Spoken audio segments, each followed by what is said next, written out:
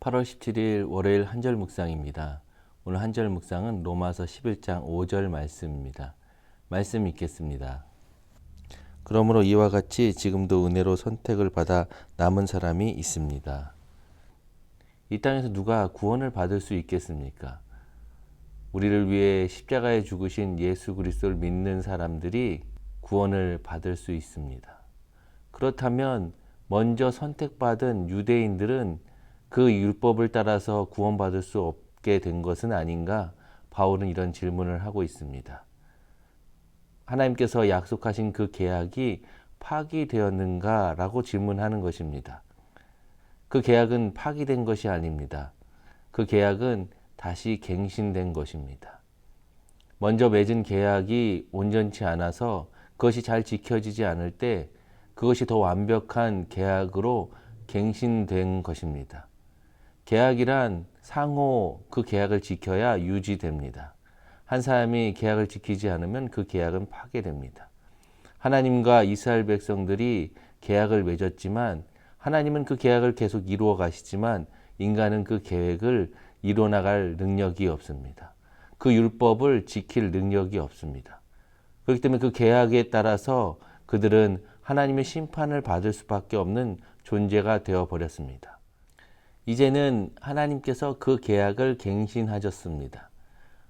이제 옛날의 계약의 조건과 상관없이 우리가 그 계약을 지키는지 안 지키는지와 상관없이 하나님께서 그 계획을 이루어 나가십니다. 예수 그리스도를 통해서 그 계약을 성취하셨습니다. 이제는 그 예수 그리스도를 믿기만 하면 우리가 그 계약의 혜택을 누리게 된 것입니다. 그러므로 이스라엘 백성들은 예수 그리스도만 믿기만 하면 됩니다.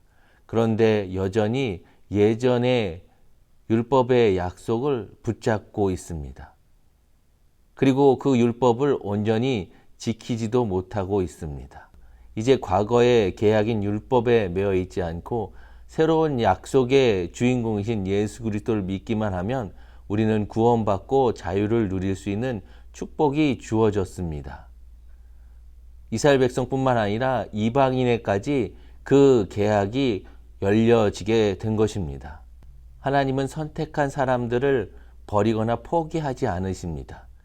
바울은 엘리야 시대에 숨겨둔 7,000명을 이야기하면서 하나님께서 구원받은 남은 자들을 남겨놓으셨다고 말씀하고 있습니다. 우리의 생각하지도 못했던 사람들을 하나님께서 선택하시고 구원하신다라는 것입니다. 그렇기 때문에 우리는 때를 얻든지 못 얻든지 하나님의 복음을 전해야 합니다. 우리가 생각지도 못한 곳에서 하나님의 복음을 듣고 구원받는 영혼이 생기게 될 것입니다. 우리의 복음의 메시지를 통해서 변화받는 영혼들이 나타나게 될 것입니다. 그렇기 때문에 우리가 복음을 담대하게 선포해야 됩니다. 하나님의 말씀을 증거해야 됩니다.